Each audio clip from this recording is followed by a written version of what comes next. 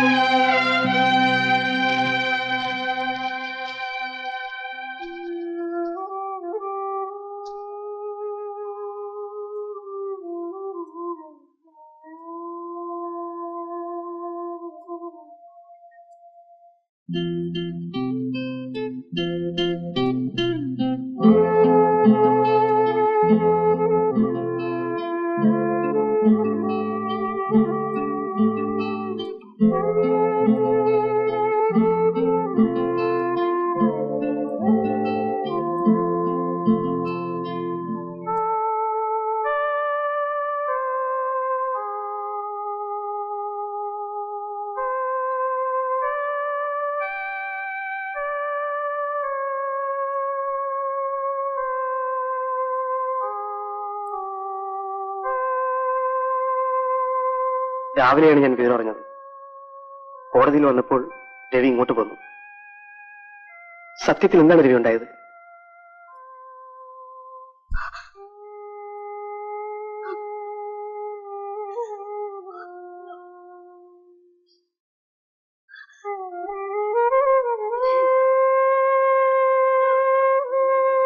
അന്ന് നിന്നോട് ഞാൻ ആവുന്നത്ര പറഞ്ഞതാ. അപ്പൊ നീ പറഞ്ഞു നിനക്ക് വിവരമുണ്ട്, വിദ്യാഭ്യാസമുണ്ട്, മറ്റുണ്ട്, മറിച്ചുണ്ടെന്നൊക്കെ. ഇപ്പൊ എന്തായി? പേപ്പറിലും വന്നിരിക്കുന്നു. ഇത് നാളാൻ ബാക്കിയില്ല.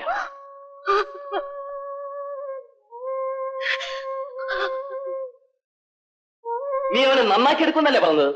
എന്നിട്ട് ഇപ്പൊ എന്തായി? വ്യഭിചാര കുറ്റത്തിന് പോലീസ് സ്റ്റേഷൻ വരെ കയറി. അവനൊന്നും ഒരു കാലത്തും ഗുണം പിടിക്കത്തില്ലടി.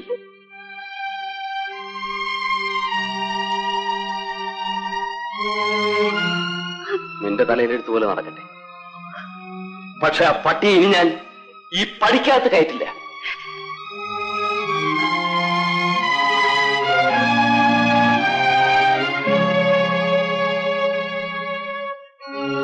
കോടതിയിൽ നിന്ന് വരുന്ന വഴിയായിരിക്കും. ജാമ്യത്തിൽ ഇറക്കാൻ ആരെങ്കിലും അയക്കണമെന്ന് വിചാരിച്ചിരിക്കുകയായിരുന്നു.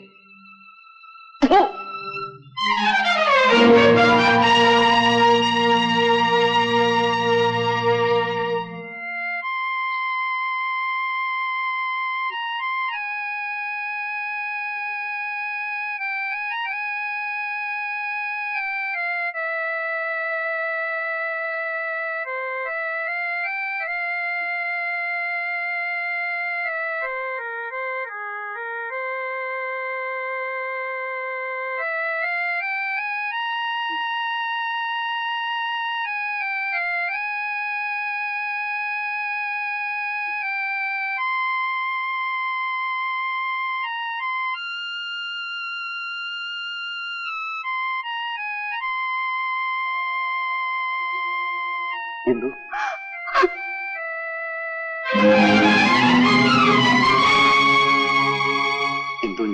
നിങ്ങൾ എന്തിനാ ഇവിടെ വന്നത്? ഞാൻ പറയുന്നത് കേൾക്കൂ. നീ എന്നെ തെറ്റിദ്ധരിച്ചിരിക്കുകയാണ്. എനിക്കൊരു തെറ്റിദ്ധാരണയില്ല. എല്ലാം ഇന്നലത്തേതോടുകൂടി തീർന്നു. എനിക്കൊന്നും അറിയില്ല. ഞാൻ നിരപരാധിയാണ്. നിരപരാധിയോ? കഴിഞ്ഞ 5 വർഷമായി നിങ്ങൾ എന്നെ പറഞ്ഞു വഞ്ചിച്ചുകൊണ്ടിരിക്കുകയായിരുന്നു. ഈശ്വരന് തുല്യമായാണ് ഞാൻ എന്റെ ഭർത്താവിനെ സ്നേഹിച്ചത്. എന്നോടത് ചെയ്യാൻ ഇന്നും ഞാൻ പറയുന്നത് വേണ്ട. നിങ്ങൾ പറയാൻ പോകുന്നത് എന്താണെന്ന് എനിക്കറിയാം. നിങ്ങൾ നിരപരാധിയാണെന്നും നിങ്ങളുടെ കൂട്ടുകാരനാണ് ഇതൊക്കെ ചെയ്തതെന്നും നിങ്ങൾ അബദ്ധത്തിൽ ചെന്നപ്പെട്ടതാണെന്നും ഒക്കെയല്ലേ നിങ്ങൾ പറയാൻ പോകുന്നത്. അതുകൊണ്ട് അതിനെക്കുറിച്ചൊന്നും വിശദീകരിക്കണ്ട. നിങ്ങളുടെ യഥാർത്ഥ രൂപം ഞാൻ ഇന്നലെ ആ ഹോട്ടലിന്റെ മുമ്പിൽ വെച്ച് കണ്ടതാണ്. ഇനി മേലാൽ എന്റെ പേരും പറഞ്ഞ് ഇവിടെ വരരുത്.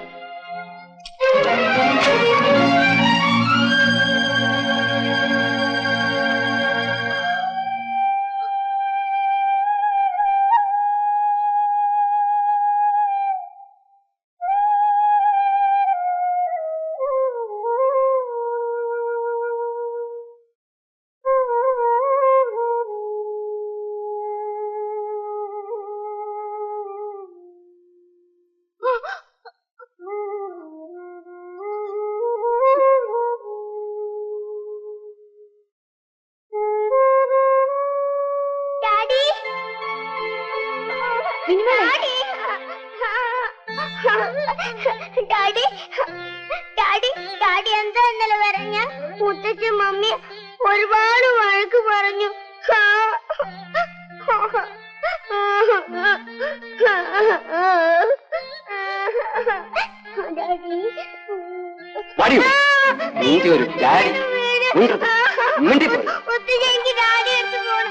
ഡാഡിയുടെ കാര്യം ഇവിടെ പറഞ്ഞാൽ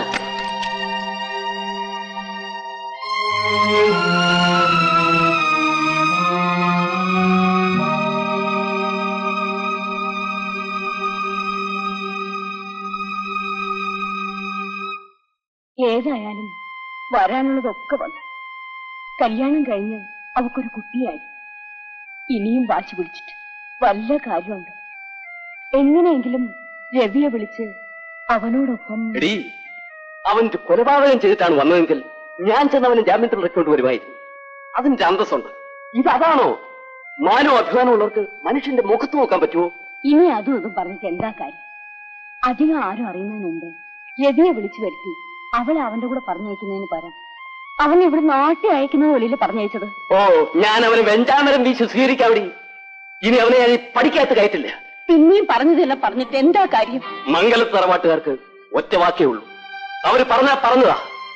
നീ ഒറ്റ ഒരുത്തി അന്ന് നയഞ്ഞു കൊടുത്തുകൊണ്ടായി കല്യാണം നടന്നത്. ഇപ്പൊ അമ്മയ്ക്ക് നോക്കും തൃപ്തിയായല്ലേ? അനുഭവിക്കണേ, അനുഭവിക്കും.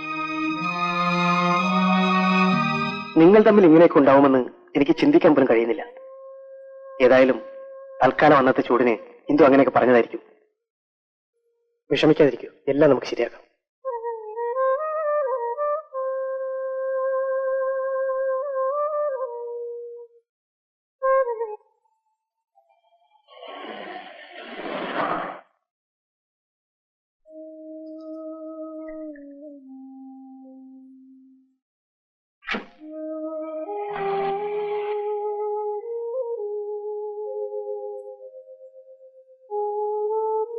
ഗോപാല, ഈ ലീവ് ലെറ്റർ സൂപ്രണ്ടിന്റെ കയ്യിൽ കൊടുത്തേക്കൂ.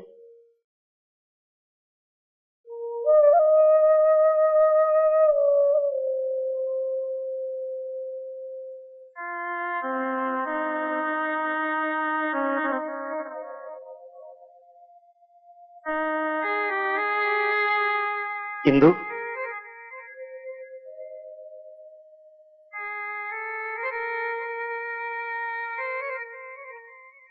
എന്താണ് ഇതെല്ലാം? എന്ത് സംഭവിച്ചു? എനിക്കൊന്നും സംഭവിച്ചില്ല. സംഭവിച്ചത് സലിമിന്റെ കൂട്ടുകാരനാണ്. സത്യമെന്തെന്നറിയാതെയാണ് ഇന്ദു സംസാരിക്കുന്നത്. ആ മനുഷ്യൻ സലിമിനെയും പറഞ്ഞു പറ്റിച്ചിരിക്കും. ഗോപി ആരാണെന്ന് സലിമിനറിയില്ല. എനിക്ക് നന്നായിട്ടറിയാം. രവി എത്രമാത്രം വേദനിക്കുന്നുണ്ടെന്ന് ഇന്ദുവിനറിയാമോ? വേദനിക്കുന്നു.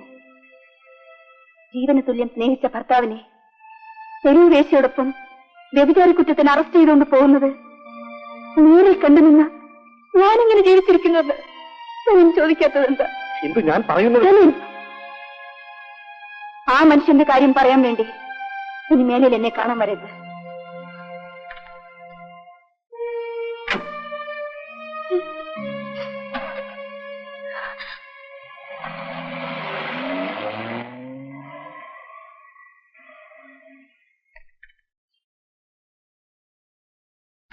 അപ്പൊ കുട്ടാ,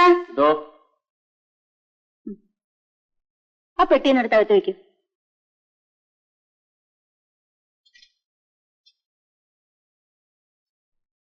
ആ അങ്കിൾ.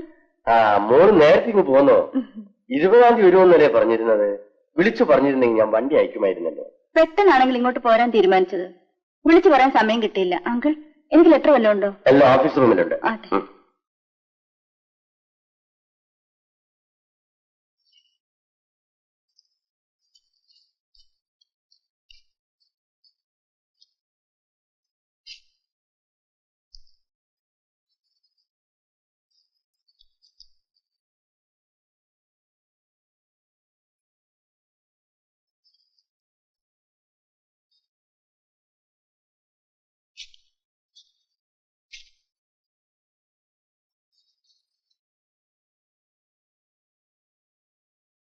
മോളെ, ഇന്ദുവിന്റെ വീട്ടിൽ നിന്ന് 2 പ്രാവശ്യം ഫോൺ ചെയ്തിരുന്നു. എപ്പോ? ഇന്നലെയും മിനിയാന്നും. എന്താ വിശേഷം അങ്കിൾ? മോളൊന്നും അറിഞ്ഞില്ലേ? ഇല്ല. ഇന്ദുവും ഭർത്താവും തമ്മിൽ എന്തോ പിണക്കത്തിലാണെന്ന് പറയുന്ന കേട്ടു. കാര്യം ആകെ കുഴപ്പമാണ്. നിവിയെ പോലീസ് പിടിച്ചെന്നോ അത് പേപ്പറിൽ വന്നെന്നോ മറ്റോ ആണ് കാര്യം.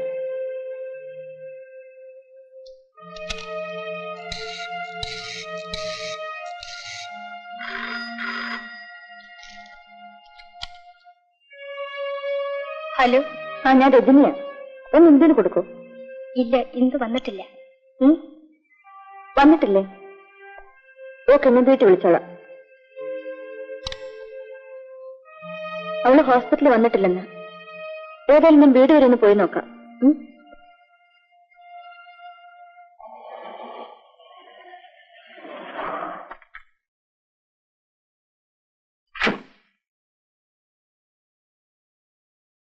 ഇന്ദു,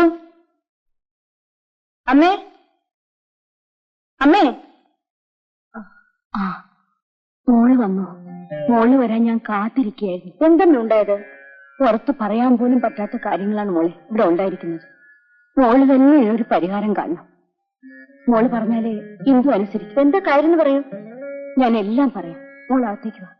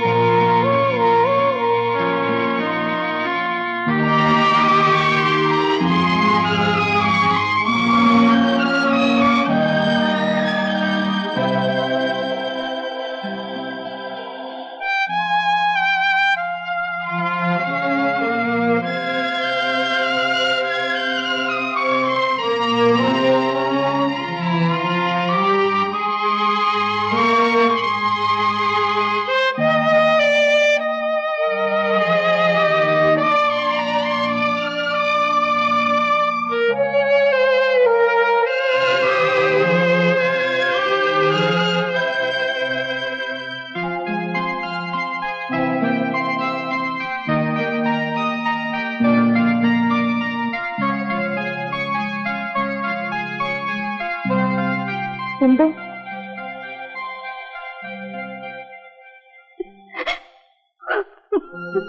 എന്ത്?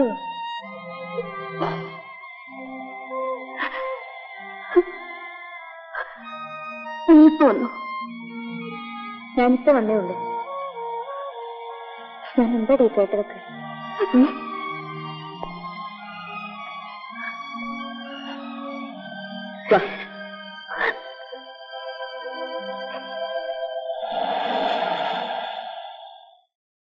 ഒരു ചെറിയ തെറ്റെങ്കിലും ചെയ്യാത്ത ഒരാണിനെ നീ എനിക്ക് കാണിച്ചു തരാമോ? ആണുങ്ങൾക്കൊന്നും വരാനില്ല. എടി, നീ ഒരുത്തിന്റെ ഭാര്യയല്ലേ? നിനക്ക് വിദ്യാഭ്യാസമില്ലേ? നീ എന്താ നിന്റെ ഭർത്താവിനെ പറ്റി ധരിച്ചിരിക്കുന്നത്? അയാൾ എന്റെ കളിപ്പായിട്ട് നടക്കുന്നാണോ? നീ അതിനെക്കുറിച്ചൊന്നും ശരിക്കറിയാതെയാണ് സംസാരിക്കുന്നത്. എനിക്കെല്ലാം അറിയാം. എടി, നാട്ടുകാർ പറഞ്ഞു കേട്ടിട്ടുള്ള അറിവല്ല ഇത്. ഞാൻ എന്റെ കണ്ണുകൊണ്ട് കണ്ടതാണ്. എന്തുകൊണ്ടും നീ കണ്ടതിനെ സത്യമാണെന്നില്ലല്ലോ. എനിക്ക് അയാളെ കുറിച്ച് നേരത്തെ അറിയാം. നിനക്കറിയാമോ? അച്ഛനുൾപ്പെടെ എല്ലാവരും എതിർത്തിട്ടും ഞാൻ അയാളെ വിവാഹം കഴിച്ചത് അയാൾ നന്നായി വരുമെന്നുള്ള വിശ്വാസത്തോടെയായിരുന്നു. ഇന്നവരുടെ മുഖത്ത് നോക്കാൻ എനിക്ക് ശക്തിയില്ല.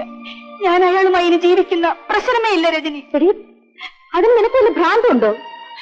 എനിക്കൊരു കുഴപ്പവുമില്ല. നിനക്ക് കേൾക്കണോ? എന്റെ ബെഡ്റൂമിന്റെ പുറകിലുള്ള വിൻഡോ പെർമനന്റായി ഞാൻ അടച്ചിട്ടിരിക്കുകയായിരുന്നു. എന്തിനാണെന്നോ?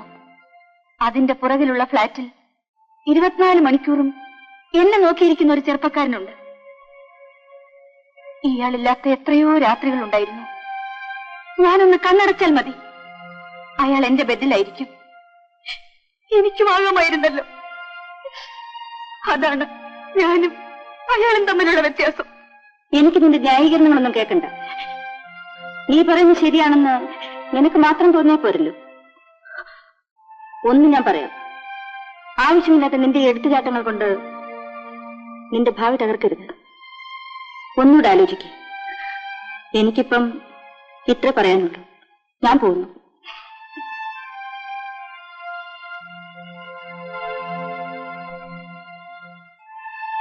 ഓളെ, അവളിങ്ങനെയൊക്കെ പറഞ്ഞിട്ട് വല്ല കാര്യമുണ്ടോ?